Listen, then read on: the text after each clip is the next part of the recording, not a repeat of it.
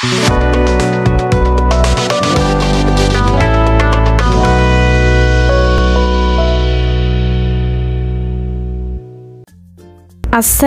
আলাইকুম everyone, welcome back to my channel recipes by Filza's mom. আজকে আমি আপনাদের সাথে কোনো রেসিপি শেয়ার করব না। আজকে আমি একটি কিচেন টিপস নিয়ে হাজির হয়ে গিয়েছি। আজকের ভিডিওতে থাকছে কিভাবে কোনো রকমের ঘষা মাজার ঝামেলা ছাড়াই কাঁঠালের বিচি পরিষ্কার করা যায় তার পদ্ধতি।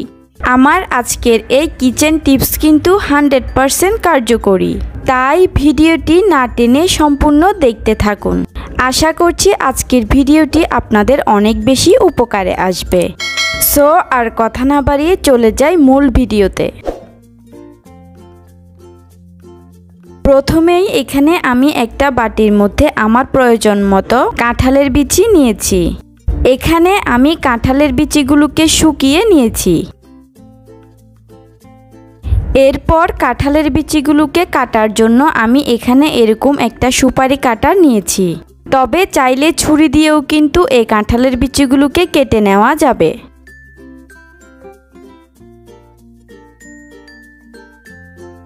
আমি কাঁঠালের বিচিগুলোকে একটি একটি করে এভাবে সুপারি কাটারের মাধ্যমে মাঝখানে ফালি করে কেটে নিচ্ছি।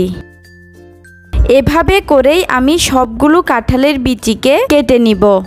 এভাবে করে কাঁঠালের বিচিগুলোকে মাঝখানে ফালি করে নিলে উপরের খোসাটা ছাড়াতে খুবই সহজ হয়।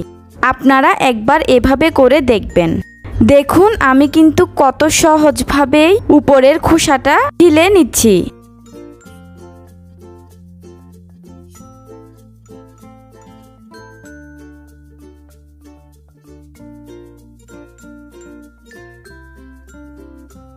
আমি এখানে সবগুলো কাঁঠালের বিচির উপরের অংশের খোসা ছাড়িয়ে নিয়েছি। এবার আমি এই কাঁঠালের বিচিগুলোকে অন্য একটি বড় বাটির মধ্যে নিয়ে নিচ্ছি, যেন আমি বেশি করে পানি দিয়ে এই কাঁঠালের বিচিগুলোকে ভিজিয়ে রাখতে পারি।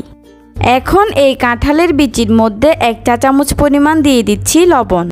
লবণ একটু বেশি হলেও কোনো সমস্যা হবে না। এরপর আমি এই কাঁঠালের বিচির মধ্যে বেশ খানিকটা পরিমাণ দিয়ে দিচ্ছি গরম পানি। আমার এই পানিগুলো কিন্তু কুসুম গরম পানির চাইতে একটু বেশি গরম ছিল। আবার অতিরিক্ত গরম পানি ব্যবহার করতে যাবেন না। অতিরিক্ত গরম পানি ব্যবহার করলে কাঁঠালের বিচির স্বাদ নষ্ট হয়ে যেতে পারে। সেজন্য কুসুম গরম পানির চাইতে হালকা বেশি গরম পানি ব্যবহার করতে হবে। আর পানির পরিমাণটা এমনভাবে ব্যবহার করতে হবে যেন কাঁঠালের বিচিগুলো পানির মধ্যে ডুবে থাকে, অর্থাৎ পানির পরিমাণটা একটু বেশি দিতে হবে।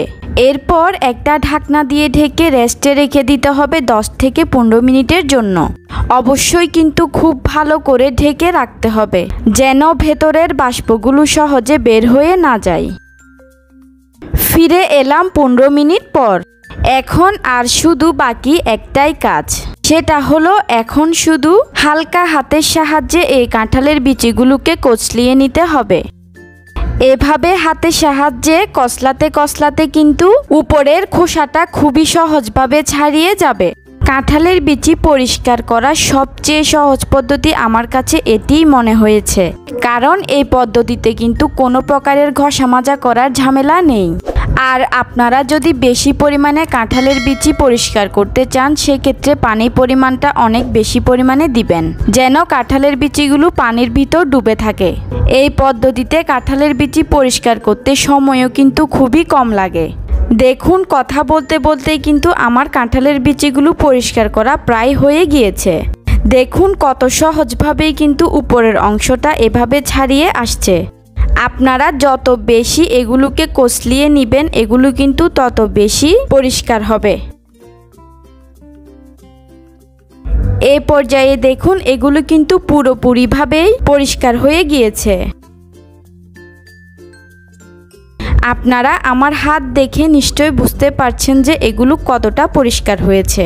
মানে খোসার সব অংশই কিন্তু আমার হাতে লেগে গিয়েছে। আমার কাঁঠালের বিচিগুলো কিন্তু কচলিয়ে নেওয়া শেষ। এবার আমি এগুলোকে পরিষ্কার পানি দিয়ে 3 থেকে 4 বার ভালো করে ধুয়ে নিব। আমি কিন্তু কাঁঠালের বিচিগুলোকে 3 থেকে 4 বার পরিষ্কার পানি দিয়ে ভালো করে ধুয়ে নিয়েছি। দেখুন এগুলো কতটা পরিষ্কার হয়েছে। আপনারা এই প্রসেসে একবার হলেও কাঁঠালের বিচি পরিষ্কার করে আমাকে কমেন্ট করে জানাবেন। দেখলেনই তো কত সহজেই কিন্তু এই কাঁঠালের বিচি পরিষ্কার করে ফেললাম, কোনো রকমের ঘষা মাজা ঝামেলা ছাড়াই। এই কাঁঠালের বিচিগুলোকে সংরক্ষণ করতে চাইলে এগুলোকে এই পর্যায়ে ভালো করে শুকিয়ে অথবা পানি মুছে নিয়ে একটা এয়ারটাইট বক্সে ভরে ডিপ ফ্রিজে সংরক্ষণ করে রাখতে পারবেন সারা বছরের জন্য। আশা করছি আজকের ভিডিওটি আপনাদের অনেক বেশি ভালো লেগেছে। ভালো লাগলে ভিডিওতে অবশ্যই কিন্তু একটি লাইক দিতে একদমই ভুলবেন না। আর চ্যানেলে নতুন হলে চ্যানেলটি অবশ্যই সাবস্ক্রাইব করে পাশের বেল আইকনটি বাজিয়ে দিবেন। এমনই আরও নতুন নতুন কিচেন টিপস এবং রেসিপি দেখতে চাইলে অবশ্যই আমার চ্যানেলের সাথেই থাকবেন।